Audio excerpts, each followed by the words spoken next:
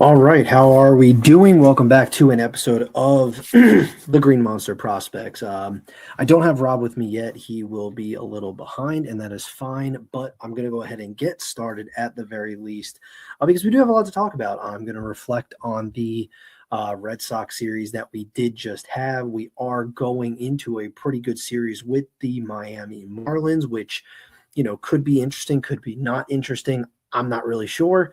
But there's different things that stand out, and we're going to get into a lot of prospects, a lot of news. There's a lot of news this week. This is a pretty big news week. So that's kind of what we're going to really kind of get into here because the news is off the charts. Do want to reflect. And I know we start the show off always with the promotion of the week. I do not have them in the doc. Rob does. So we'll kind of go ahead and get to that here in just a few moments when he does come in. But you're looking at a Miami Marlins team that's, 3 games over 500. They're third in the division. They are 8.5 back of the Braves, 2.5 back, probably 2 games back or 6 games back of the Phillies. Not great. What have they done really this month? It's an interesting team. They can pitch really, really well. Sandy Alcantara has been really good in the month of August. Yuri Perez has been outstanding since May, kind of looking like the Yuri Perez that everyone's wanted to see. So that's been going for them. They've won the last 3. They've swept the Nationals after getting swept by the Phillies. They took one from the Reds 2-1. And they kicked things off in the beginning of the month, taking a series from the Angels and the Pirates. So they've been winning and losing. They've kicked off August in a tough way. They beat the Mets twice, got swept by the Braves, beat the Angels, beat the Pirates, teams that you should be taking care of. You beat the Reds, another team you should be taking care of. And then they lose kind of a tough one to the Phillies where they were in most of these games. And then you sweep the Nationals, a team you should take care of. So the Red Sox are going to face some pretty stiff arms in this series. I mean, that is definitely for a fact. You'll face Sandy Alcantara tomorrow, and then you'll get, I'm not sure, on Tuesday, and you'll get Ryan Gusto on Wednesday. So you do avoid Yuri Perez, which is really, really nice. That's the nice news. But how do I feel about this Giants series? I feel really good because I think you're kind of seeing –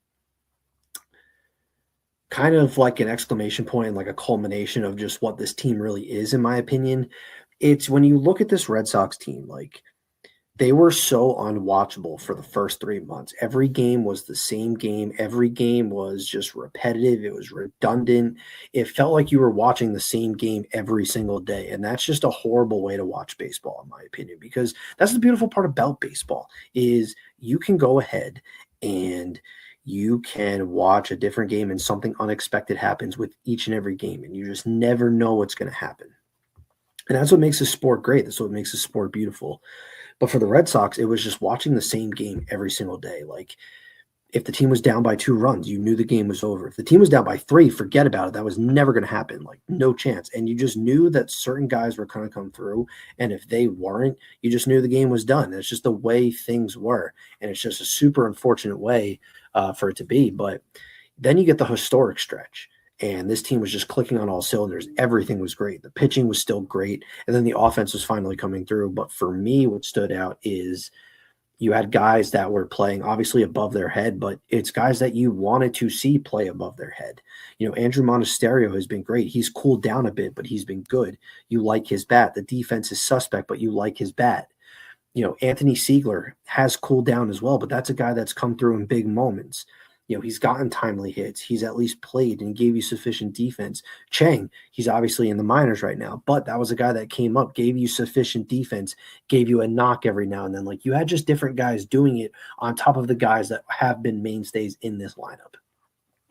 This series was different because you didn't have Sonny Gray with his best stuff. He did qualify and he did get the win, which is tied for the league lead. I believe Christopher Sanchez did get win number 17 today. He didn't look the sharpest either, but I do believe he qualified for that win because the Phillies did walk off the Cardinals today. But he didn't have his best stuff. You take Logan Webb out, he had the second shortest start of his entire career, and you go ahead and you see this team just fight and rally, and they get after it more and more, and the bullpen comes through and they preserve this win, which is huge. So it's like you just won it a different way. Like you chased Logan Webb, and then your starter just didn't have his best, and the game became just shortened. It was a close game, and then boom, you win that game. Then you look at game 2, which is they really, in my opinion, had no business winning this game. Not even close. No chance. Because you were down 2-0. You have the bases loaded, no outs in the 8th inning. You have the 2 guys that you want up right now. And I understand Wilyer Abreu had a tough game, but he struck out for the 4th time of the night. Wilson Contreras strikes out, and then you just get that final out as a ground out. But what really shapes things out is Nick Sogard, who saved that game. Like if he doesn't make that diving catch, I obviously the game becomes 3-0, but I think it becomes 4-0. I think that's a hard hit ball that goes past and goes deep enough. And I know Rafael has got a great cannon of an arm if he gets to that, but I do think they score that run. And then he comes through in extras. Wilyer Abreu, who struck out, they walk Rafael to get to Abreu, and Abreu comes through with that hit, the slide at home plate. Kisner doesn't get on the bag, and boom, you got this team that walks things off. And then today you do it. Jake Bennett, shaky first inning. Now he's allowed 3 or more earned runs in each of his last 6 starts, but he dials everything back in and looks really good. The offense came through, and it's just a much needed, earned, and deserved sweep. And it's what you need to do. You need to take care of these teams. Like the Giants are not a very good baseball team. They haven't been all year. They sold at the deadline. Yeah, they still have a lot of their key pieces. And there are some guys that are, key pillars on that team, especially the young guys like Bryce Eldridge. But that's a team that you need to sweep. It's a team you need to take care of because you're marching closer and closer to October. And if you want a standings check, which I'm going to give you right now, the Red Sox, they're only 4 games back of the Yankees. Yankees won today. But you have a cushion. You have a 6.5 game cushion up on the next team that's in the wild card. That's the Texas Rangers, and it's just you built a cushion. It's really good, but you have a really crucial week ahead, in my opinion, because you have this Marlins team, and I'm not sleeping on this Marlins team. I think this Marlins team is a good baseball team. They're pesky. They can get after you. They can get timely hits. They can get the jump on you if they need to. Have they been the most consistent? No, but it's a team that I'm not going to rule out because I know some guys that were on heaters did cool down a bit, but they have some guys in there that can hit. Otto Lopez, good contact guy. Xavier Edwards, good contact guy. Sonoja, that's a guy that he doesn't have the sexiest stat line, but that's a guy who has come up large in high leverage spots and runners in scoring positions. So if that does happen, that's a guy I'm looking for to possibly get a knock. That's a good ball player. But you have a cushion. You're up on the Rangers and the Guardians who have the same record. You got the Blue Jays who are 1.5 back, the Twins 2, the Orioles 2.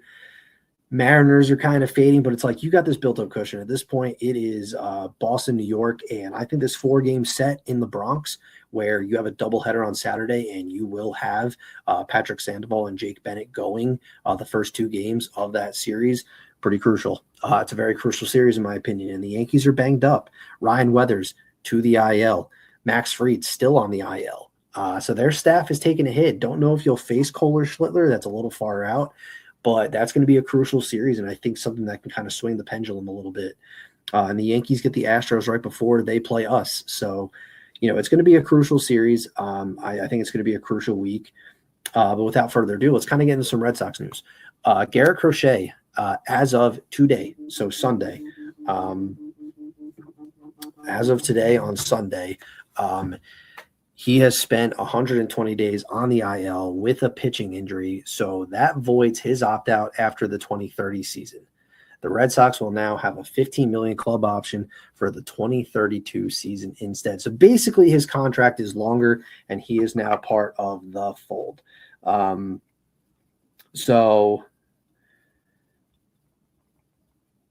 Excuse me one second. All right. So there is that. So I think that just works out maybe for the better for maybe the Red Sox, maybe for Crochet. But that pretty much is hit. We were wondering if that was ever going to hit. We were pretty much wondering if he was going to hit that or not. And it just seemed the more and more that time went on that we were going to go ahead and hit that because it just kept creeping closer and closer. And now it's to the point, even though he's thrown further off that mound, and he's throwing further distances, he's even come out and said it, the most he's going to be able to give is 2 innings. So at this point, you're not expecting Crochet to be a starter. You're expecting him to come in for relief. And you know what? At this point, the Red Sox are probably locked in October, knock on wood. But at the same time, like, that is a guy that basically is going to be a weapon out of your bullpen, because when you get to the playoffs, it's all hands on deck anyways. We kind of saw that this past postseason with the LA Dodgers, where they just had guys, like, even their starters, they were all just ready to take that ball and go for it. But that's other news. But the other piece of news is rehab news. And the big news is obviously the Roman Empire, Roman Anthony. Roman Anthony is going to have another week of rehab, which is great. I love it because I don't think you should be rushing this player. I think if you're basically the Red Sox, like, definitely take it slow. You've shown that you can win, obviously, without him, which you're going to be better with him. But without him, you're seeing that you can get it done. You have the pieces in the outfield. You've seen Jahmai Jones platoon for like a Jaron Duran where they gave him the day off. So that's going to be a recurring thing. But Roman Anthony, just get him right. He's looked good so far. 3 for 8, 375 batting average. He's had a double, hit a nuclear of a home run. He had 2 walks. He's 3 for 8. I mean, just take it slow, get comfortable. He's going to be in Worcester, which is great. And then the other piece of news is basically what IKF and Trevor Story. I'm going to rant a little bit on this one because that's just how I feel. But it does sound like Trevor Story and IKF could be it could just be they're going to be kind of see how it goes type of deal. Tim Healy had this one, and I'm just going to kind of read it out because it's his report basically. Next steps for Trevor Story and IKF are to be determined. They'll return to Boston and be reevaluated Monday. So will they be activated for the Marlins series, whether it's Tuesday or Wednesday? I don't know. Will it be in New York, which could be a little easier? I don't know. So that could be interesting. IKF is fine. The bat, let's remember, it was good before he went down. The defense is really good. It's really sufficient. But obviously you'll take him for that defense. I know Monasterio's glove just hasn't really been it, but there was a Rafael Enjoyer. He put the at bat from Story in Worcester today, and there was a ball that he swung at, and that thing was in the dirt in the other side of the batter's box. The first pitch was the same way. It's to the point where it's like, what are we swinging at? And just for me, and I put this out on Twitter, and I hate being this fan, and I hate doing this because I'm not this type of fan. I'm not this type of person. I don't like doing this. I'm not this type of fan at all. But I just think it's a vibe killer. I do think it's a vibe killer because the Red Sox, when you look at how they've changed their approach, really from when they've gotten hot, like, this is a team that is hot, and it's been a notable approach change, which is the biggest thing possible. Pesky had this. They put it out on Twitter today. Good for the Pesky podcast, getting into the stat game a little bit.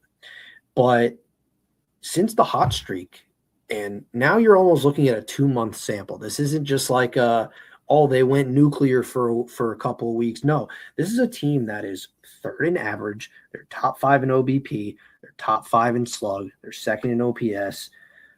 They're drawing their walks. Trevor Story is like the opposite of all of that from an approach standpoint. He strikes out a shit ton. He evidently chases outside the strike zone, and there's a lot of swing and miss in his game.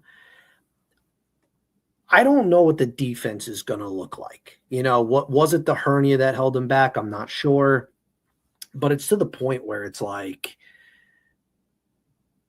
what is he going to be able to give that some of these other guys like haven't given? Like if Story is going to be, this guy that can be second half of what he was last year, then you feel really good about yourself. But if there's someone's opinion on the matter that I do genuinely take serious, especially when they talk about prospects and they talk about what they're seeing in Worcester or Portland or Greenville, it's Hunter Knoll. And Hunter Knoll, it was his honest opinion, but it backs the at bat. It's just, I know it's only a week, but I have zero idea how he's going to help this team over anyone on the current situation for the roster. He's brought nothing positive to the table on the field in Worcester. And this is a guy that watches every single game that's possible for the prospects. So if he's saying that, there's something there. There's something pretty evidently there. And to the point where it's like, okay, what is he going to do for this team? And does it mess with the vibes and does it mess with the mojo? Because let's face it, he went down. They never looked back. Marcelo Meyer got traded, never looked back. It just is what it is. And it's just a vibe killer. And I'm to the point where now we just kind of wait and see, but it just is what it is. And look who's here. Look who decided to finally join me. I just got done doing all the Red Sox news. So what I do want to ask you personally is how you feel about Trevor Story, because that's a topic I'm on. But I do think you're going to see a lot of shuffling of the deck a bit, because I think you're going to see – I think Tony Siegel's, his day is done. I think his time – I think the clock is kind of ticking there. I think he's gone from like a possible bench piece to not really being a mainstay. He's kind of lost a little bit of that kind of playing time. He's more in a pinch role, if anything.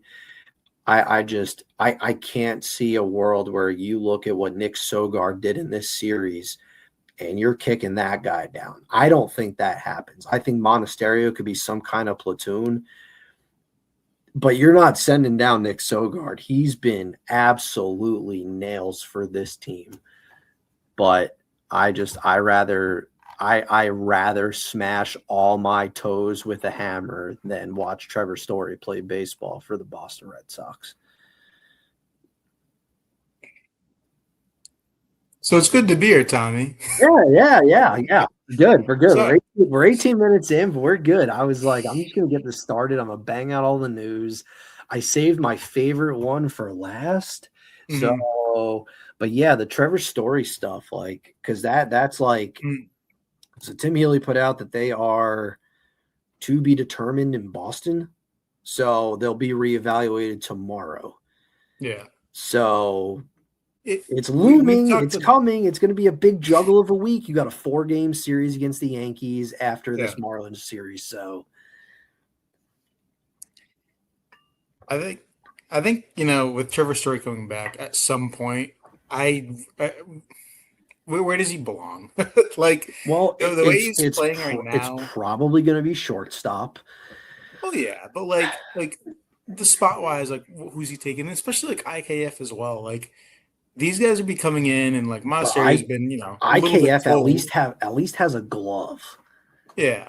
Do you platoon Sogard and Monasterio at second base? Both of them. I mean, that's probably what they're gonna do.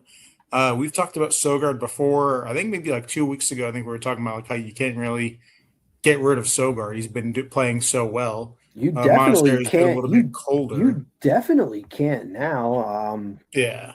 I think I put it out today. I gotta find it. But Sogard, since he got called up on July 29th, he's first on the team in walk rate, 5th in average, 3rd in OBP, 5th in OPS, 5th in W plus. He's 5th in fielding run value in significantly less innings than everybody that's in front of him. So I don't know, man. Can't really get rid of that guy. That's just me. But so I do want to do something on the funnier side. So I don't know how many people watch baseball outside of the Red Sox or outside of the prospects, but there was this girl, and she caught Jake Rogers' walk-off home run as they steamrolled past the Mets. They were down 4-0. They come back. They go back to back to back off Mania, and then Rogers hits it, and this girl just jumped up and down, was screaming, shouting. She lost all her shit out of her out of her bag on the field. She got all of her stuff back, but Rogers wanted the ball.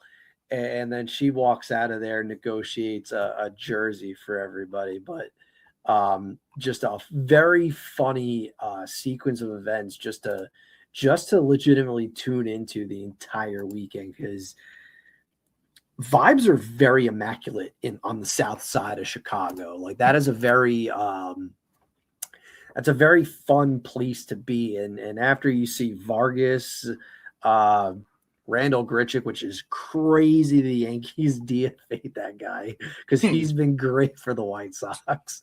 And then Colson Montgomery go back to back, and then Jake Rogers, who's been on 3 teams in a matter of a month, to walk it off for the White Sox. And just this girl just loses her mind, and evidently all of her stuff. So there's that. But I don't caught a lot of that, but I caught a lot of it.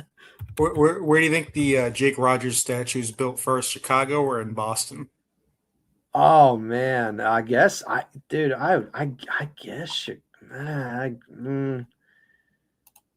Chicago. That place is such a vibe. Like the Red Sox, it's just like you're here because like we just need a body.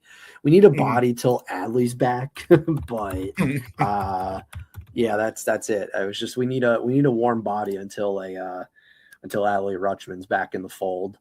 But that's the major league news. Moving a little forward here to some good things and some bad things. I'm gonna let you take Sheelar, but he's finally been assigned to Salem, and he's finally now beginning his professional career.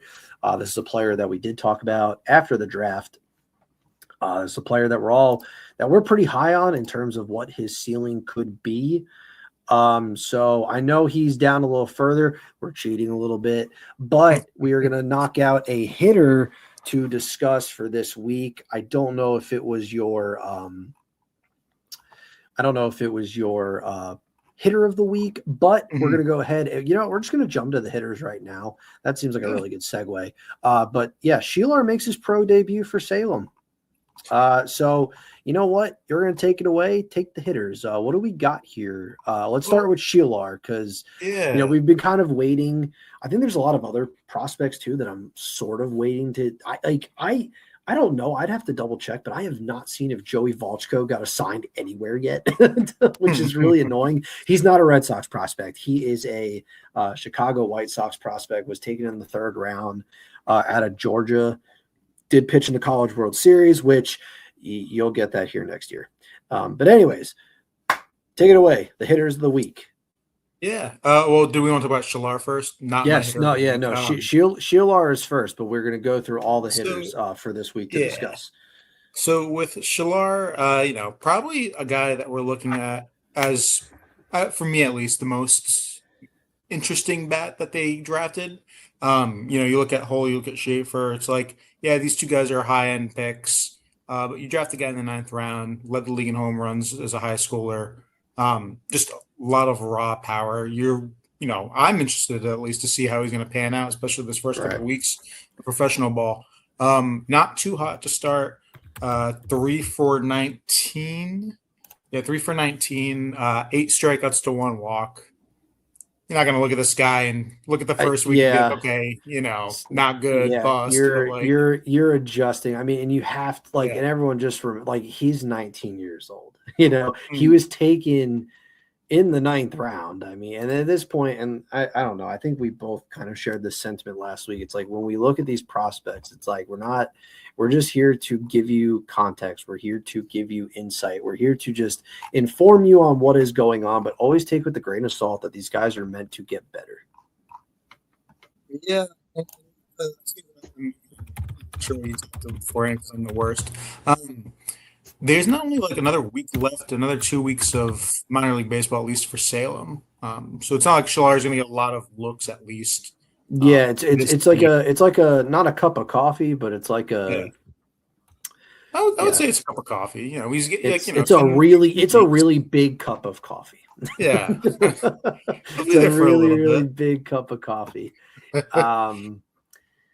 I guess, do you want to hop into the big one? Because that's really the name of this episode. The name of this episode for this week is Justin Gonzalez loves Portland. He just looks like a ball player. He just looks like a hitter. I mean, he is just absolutely mashing the baseball. Let me take a look real quick. It felt so good to watch him play in the same lineup as Roman Anthony. It was so much fun, dude. But I mean, in 4 games, I mean, he went freaking nuclear, dude. I mean, he was 5 for 16, a home run, a triple, an RBI, stole a base, only 4 strikeouts to 2 walks. So you'll take that 1,000 OPS. He just diabolically insane, and you could tell like he loved Portland this week. I mean, but it's good though. It's like that's what you want to see. I mean, a freaking 425 WOBA to start your AA career, and him too. He's only 19 years old. Like, it's just. What's there not to love about this guy? Like he got a hit in his first at bat. Like, just what a day to be alive. If he 2-2 to start his Portland debut, homered the next day, got his first triple on Friday. Like, if he continues like the way he's going at, I mean, obviously we're not going to see him this year. No, do we maybe see him 2 years from now? I would say, depending on next year, 2 years. So this new CBA is going to be very, very interesting, and it's going to be interesting for a lot of different reasons. Because I don't know if you've paid any attention, but the shit with the Dodgers, it's not looking good. Like that, the owner's under federal investigation now. He sold his share of the Lakers. He's looking to sell the soccer team. He even tried to get the TV deal that they have. Like, he tried to give them a lump sum to get out of it, I guess, or something. Like, it's going to be really interesting to see how it goes. And Jeff Passan is going to be doing a huge, I guess a nice breakdown on his next podcast on Tuesday.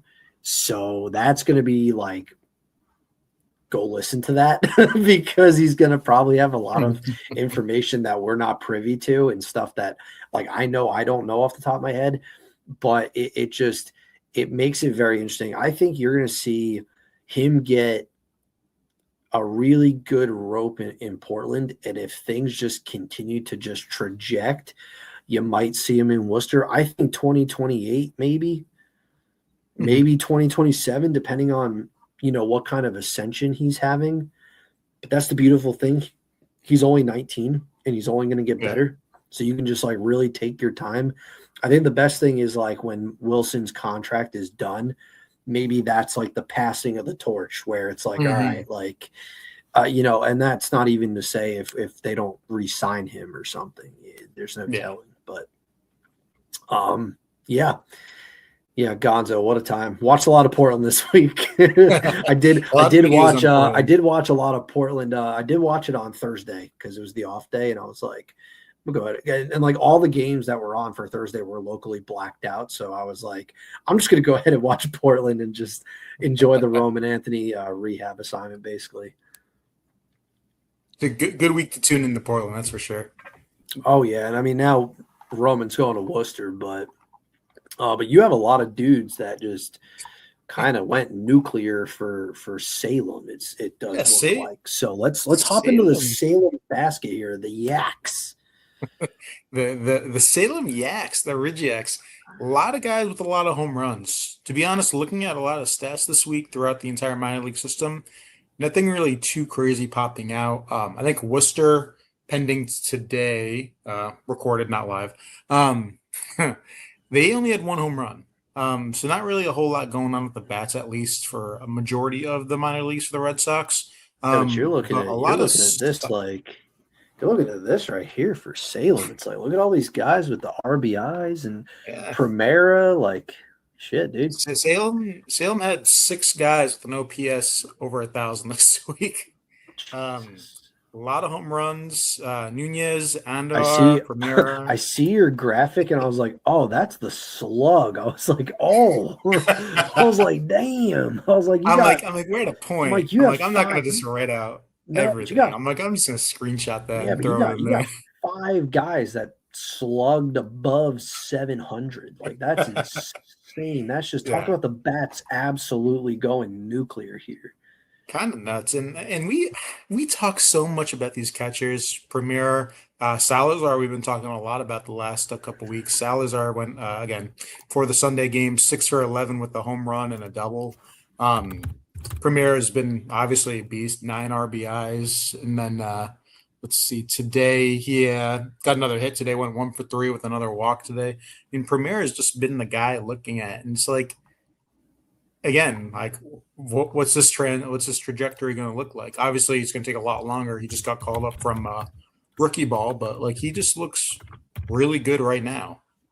Between him, Salazar at catcher, guy we haven't really talked about, Guzman a little bit. Double home run today, or double and home run this week. Not really playing too many games. He's only played in I think 3 games. Uh, yeah, 3 games. He has multi hits in all 3 games. Contender for my hitter of the week, but we'll get into that a little bit later. But yeah, Salem's been looking really good. Yeah, I want to not like deep dive too much, but Primera, like what he's done just in Salem this year is really insane, especially from an approach standpoint, which is kind of huge. I mean, his OBP was really big in rookie ball this year, but it's still at a 485 clip. So he's drawing his walks. He doesn't strike out, which is phenomenal. He's 96th percentile. He makes a shit ton of contact. He doesn't swing and miss. You don't see a ton of outside swing, so that's really good too. But the power is still notably there. He still has an OPS above 1,000. He's really settled into Salem, and he's finally gotten adjusted after taking that next step. And everything is really what it was doing in rookie ball. Like he's just taking it to another level. And in fact, his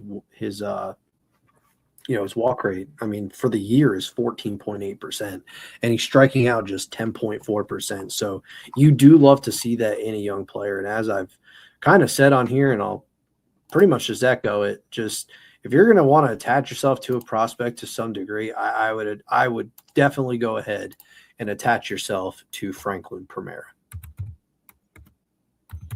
Couldn't say it any better. I mean, we're gonna have to come up with some rankings definitely in the offseason.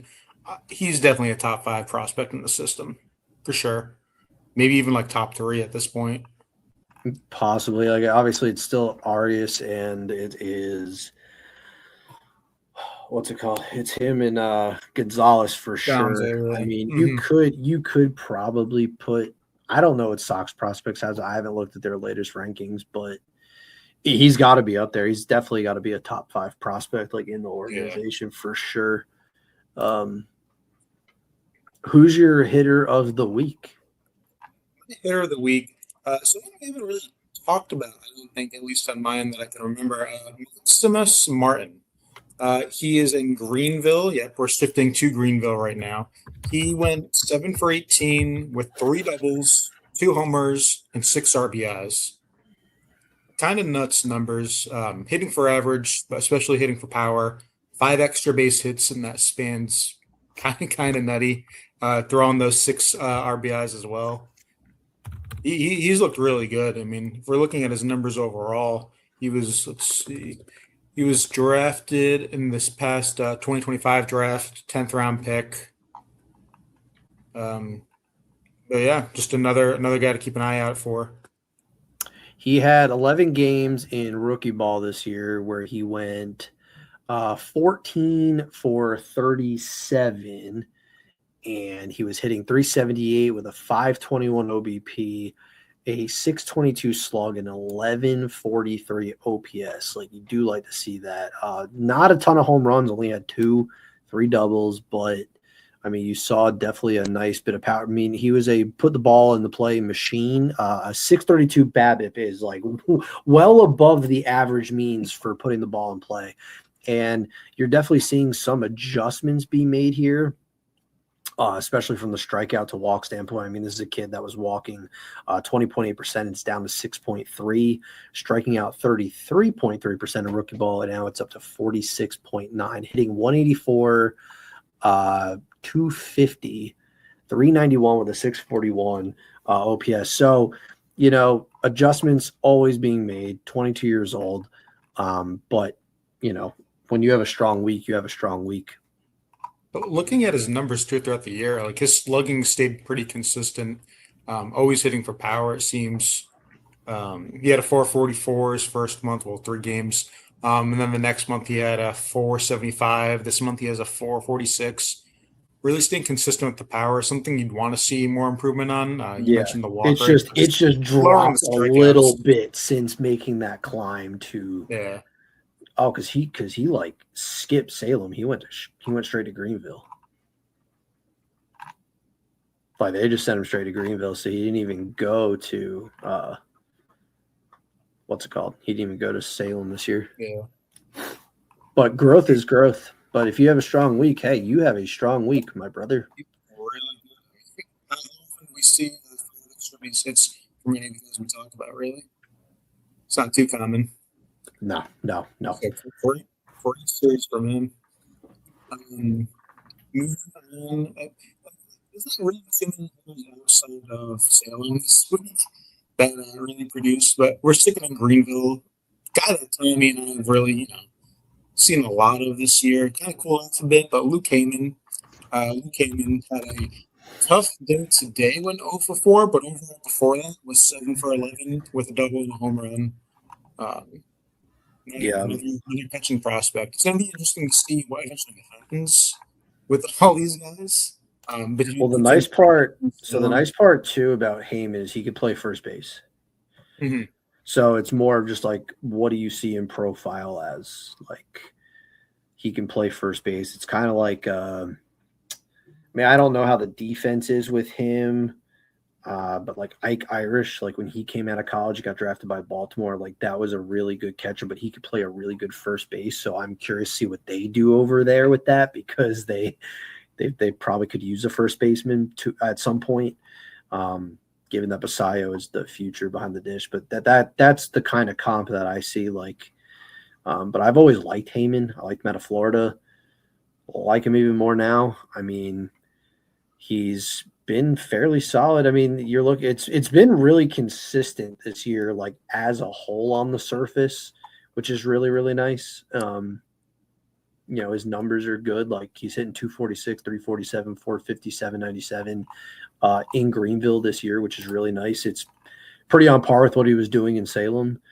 But he's been pretty good in the month of August. I mean, he had a nice little 4-game hitless streak here and then picked up another one after getting but I mean, overall, you're looking at a guy who's had, 3 multi-hit games over his last 4. So, I mean, overall, I really like what he's doing as a whole, and I do like his approach at the plate. Really good walk rate, 65th percentile, 61st percentile strikeout rate. Pulls the ball in the air really well. I just overall, I don't really have an issue with what he's doing. He's put the ball in play fairly well. It's a good approach, and it's guys like that. It's an approach that I definitely admire. That is for sure. So, I think we both talked about Heyman from our Twitter account today, the last week. Yeah, I think Very, I very put something solid. about Heyman out on Saturday, and I did it like right before the game, so it like worked out perfectly. Uh, but his stats look pretty decent, since getting called up. Nothing like too crazy eye popping, but just really Yeah, solid hitting stats. So that's another guy to keep an eye on for sure. yeah. If we were to, I think Mhm. Primera gets a lot of love, but I don't think Luke Heyman should get lost in the weeds.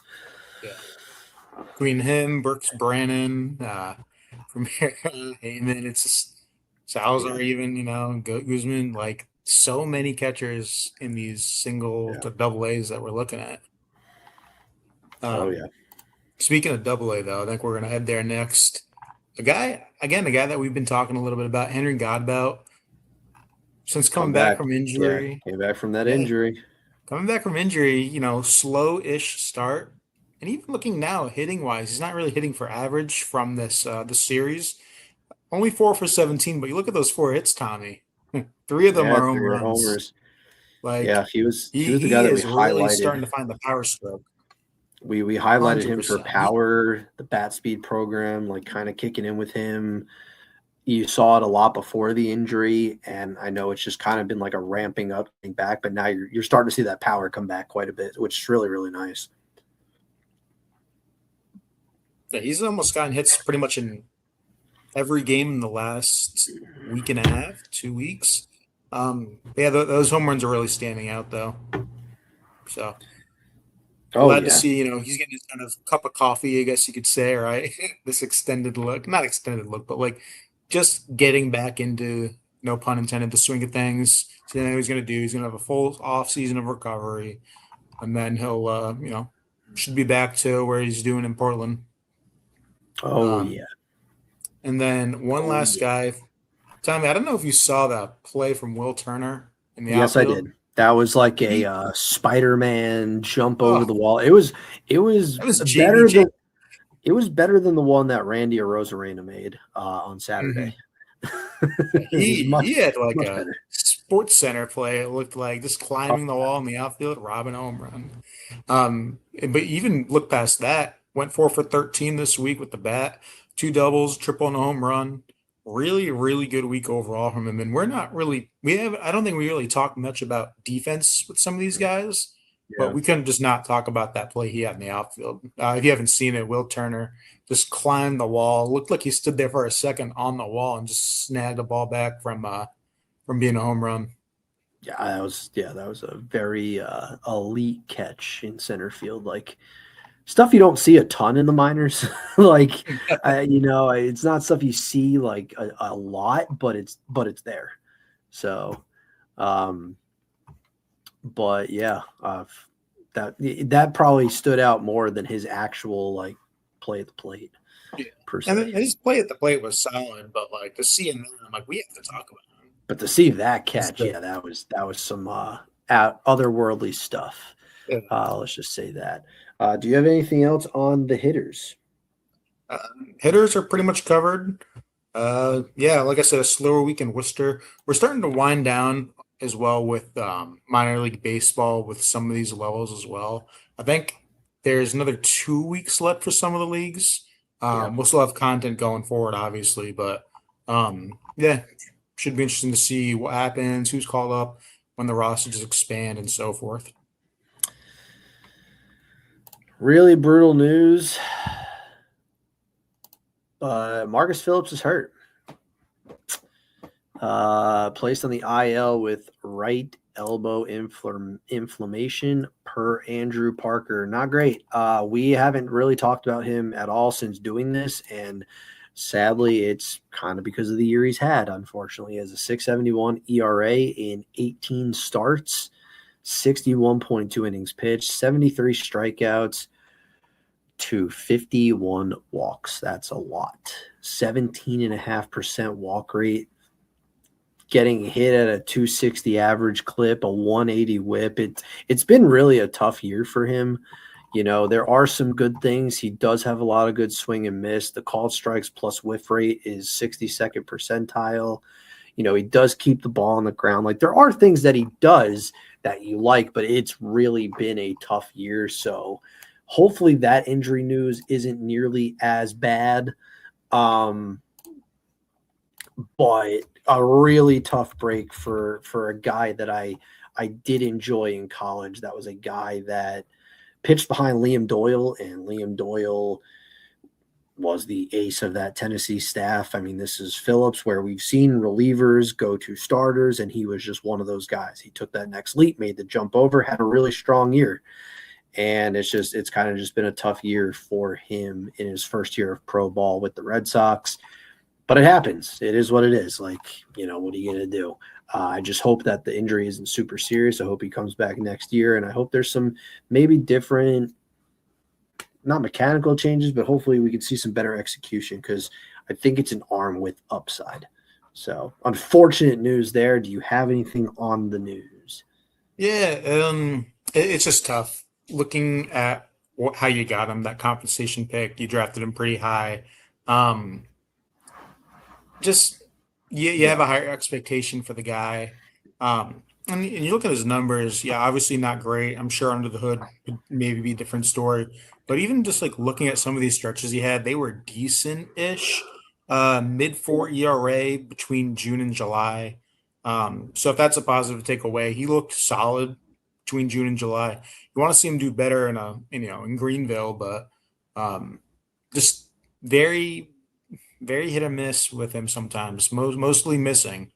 You'd like to see that injury not really be too much of a concern down the line. I'd imagine he's done this season. He's not gonna pitch again this season. Have a long off season, get back into it, and come back stronger next season. I'm not sure if he'll start in Greenville again. Maybe they bring him down to Salem. But it'd probably be good to have him start again. Maybe get like your feet underway in Salem, and then just kind of ramp a little bit back up to Greenville, but have somewhat of like a longer leash just to kind of not rehab, but that's basically what it is, kind of get ramped back up. Yeah.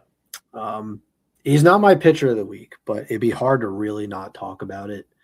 Some solid performances this week. It got rained out, so I think we could have gotten arguably his best start of the year, which his best start of the year was on June the 9th, where he went 6.1 innings, 2 hits, 0 earned 1, 0 walks, 8 strikeouts, where he pitched just 3 innings because of the rain delay, but he had 5 strikeouts and only 1 hit and 0 walks in that start.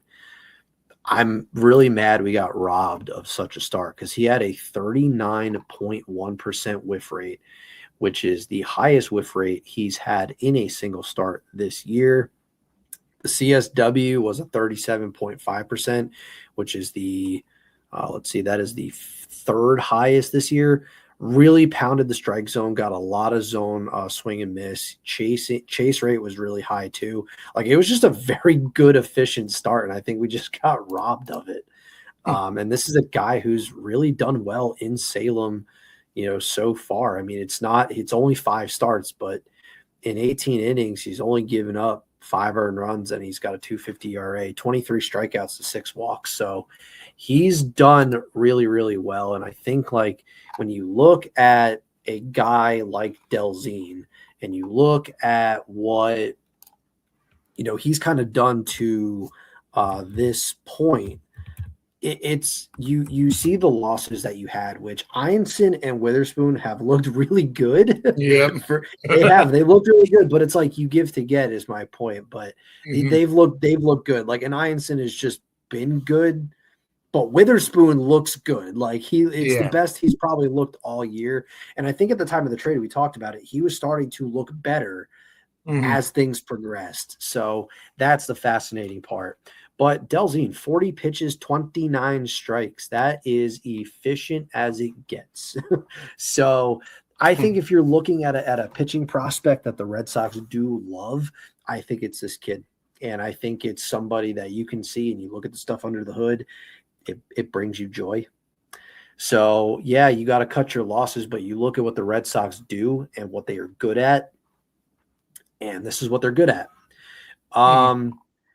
My pitcher of the week straight up is Brady Tygart in Greenville. These are starts that bring me joy because when I do my pitchers of the week, like I look for a lot of different things. I look for whiffs. I look for walks. I look for strikeouts. I don't like walks. I don't like any of that stuff. He had one walk, but in 4.1 innings pitched, he gave up just 2 hits, punched out 10, and had 20 whiffs. That led all pitchers in high A for the entire day, and that's very dominant after a guy who's dealt with injuries. So this is very good. I'm very happy. This brings me a lot of joy. That's a season high in strikeouts. You're looking at a guy that he pitched 2 innings on August the 13th and gave up 4 earned runs in those 2 innings. So to come back and basically give up 1 earned run and limit your base traffic the way he just did, that's very impressive to me. So that's my standout for this week. And then you look at the stuff under the hood, brings me tremendous joy. Why? Because you look at the whiff rate, 60.6% whiff rate. The CSW as a season high, 46.5%. Attacking the strike zone, 39.4%. It's a little bit lower than I would like, especially when you see the start on July 24th, where it was 56.5, but he's had the best chase outside the zone to start, 34.9. The zone whiff rate. So talk about a guy that's just not afraid to put his stuff in the strike zone and let you try and go get it. 55.6% whiff rate. Good luck to you. So I like it. I like this overall. 23 years old. He has been he's really only made – he really hasn't made like an actual like start for Greenville. It's been more just like appearances, I guess. They don't have it as like log starts, but a 3.97 ERA and just 5 earned runs. The strikeout I will take it. 15 like, strikeouts to 4 walks in Greenville. Like I will take that all day long. Sign me up. So I love the start. I think when you have that type of start with that type of stuff and you have that type of swing and miss, you're my pitcher of the week because that's magnificent stuff.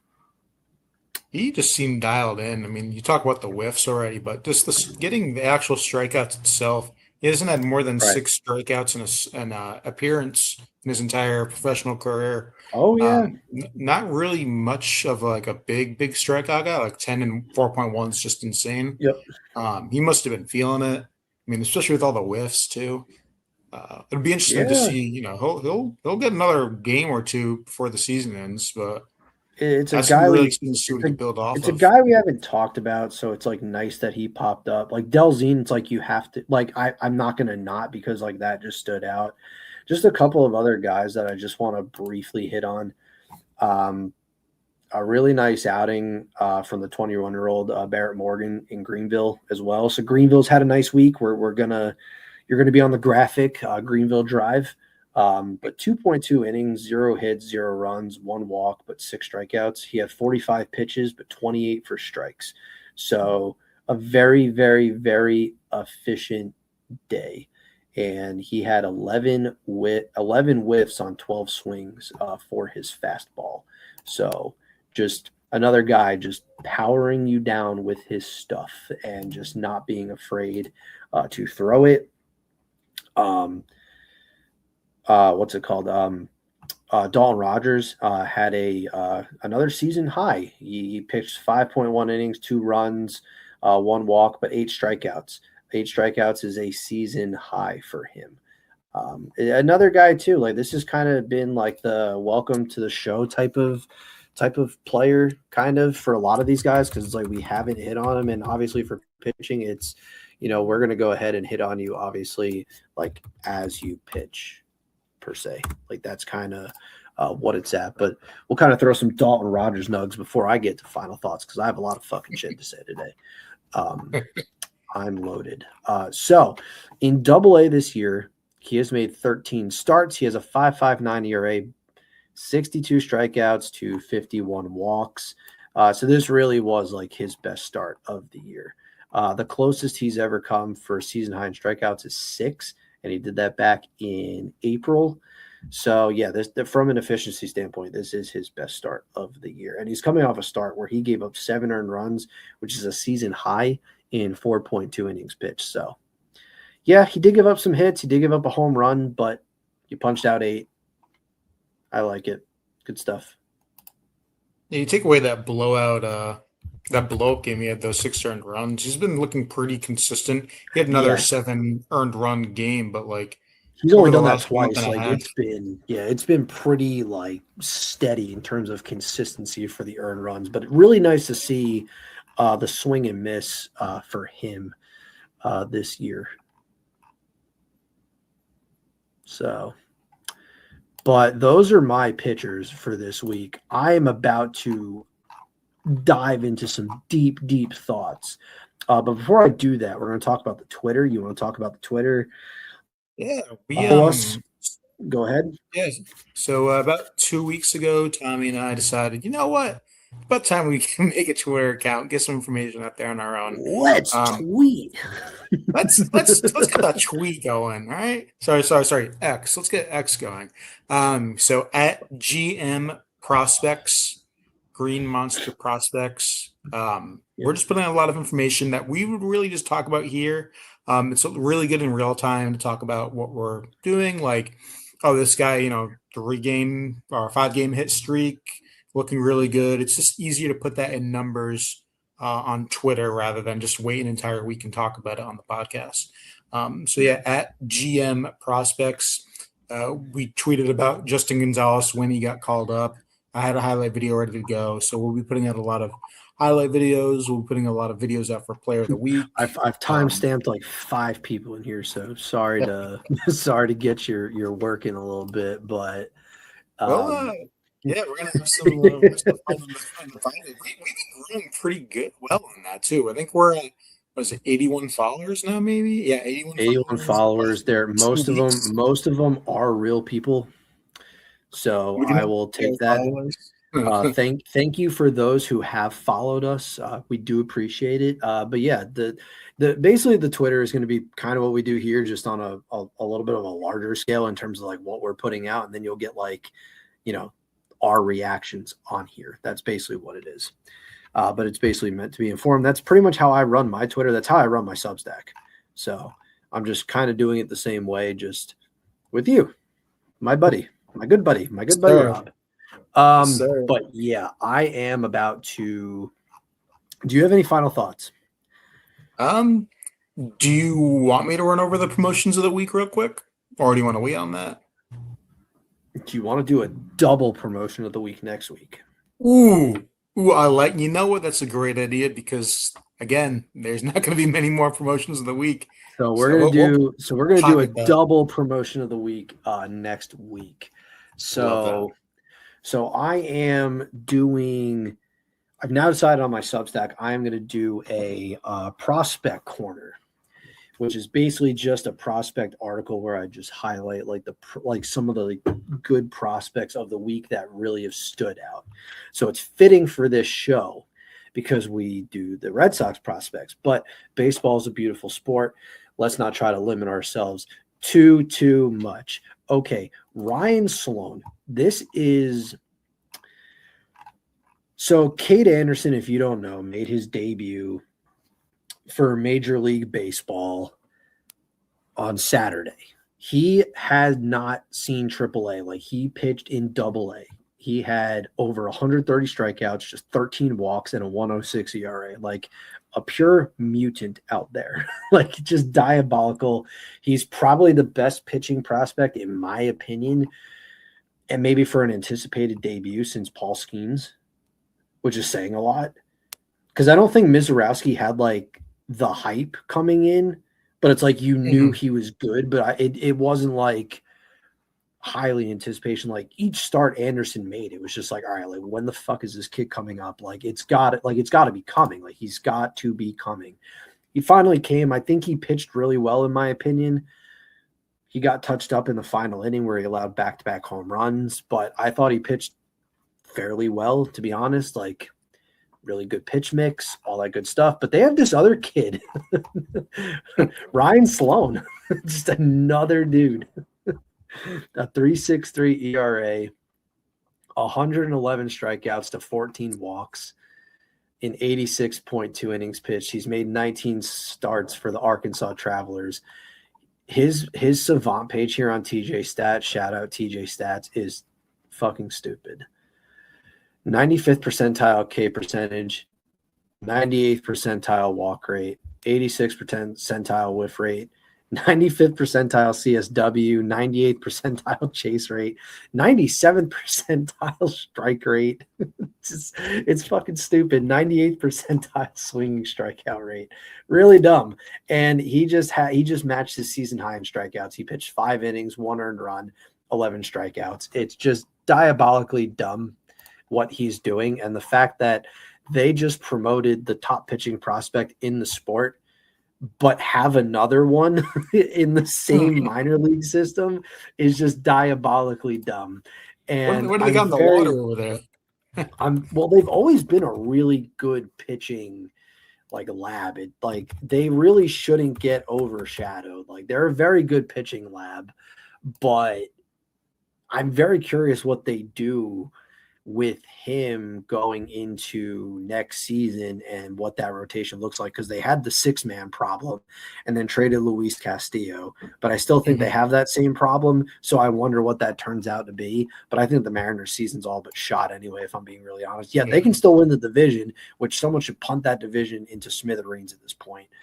But my next person I want to talk about is Justin LeBron, who was taken in the first round of this draft by the Cincinnati Reds out of the University of Alabama.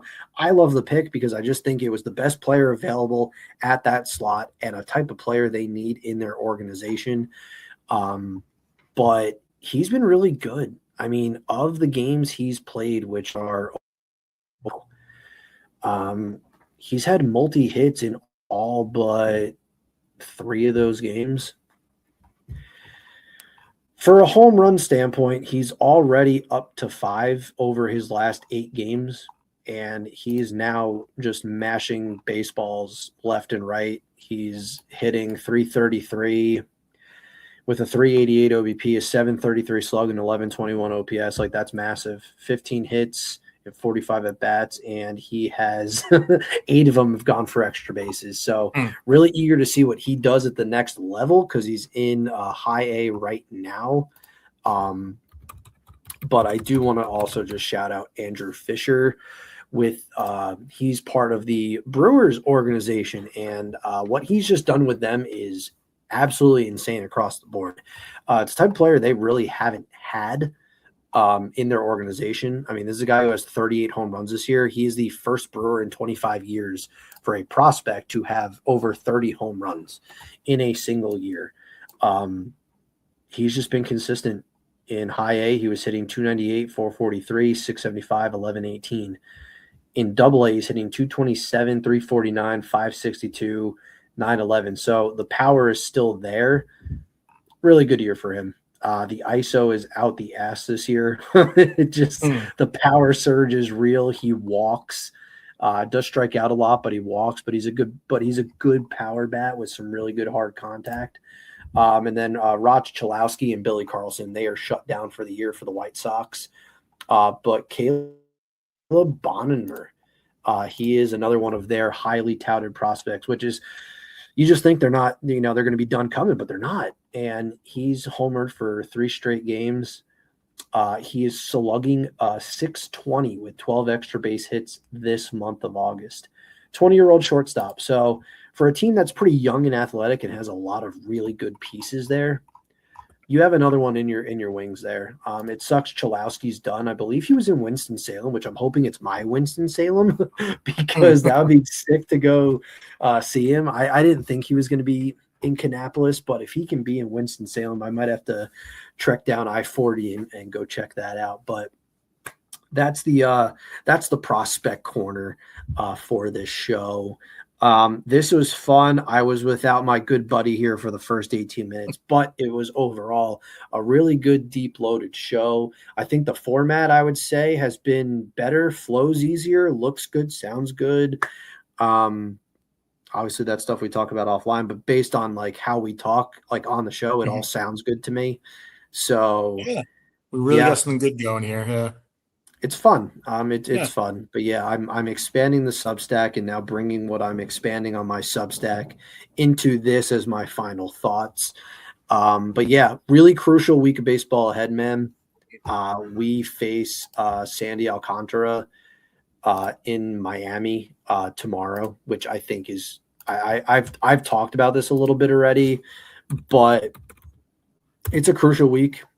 And I want to give you the floor because I talked about it, but we have 3 against Miami, and then we go to the Bronx for 4. And you already know Patrick Sandoval and Jake Bennett are going to get 2 of the first 4 games of that series.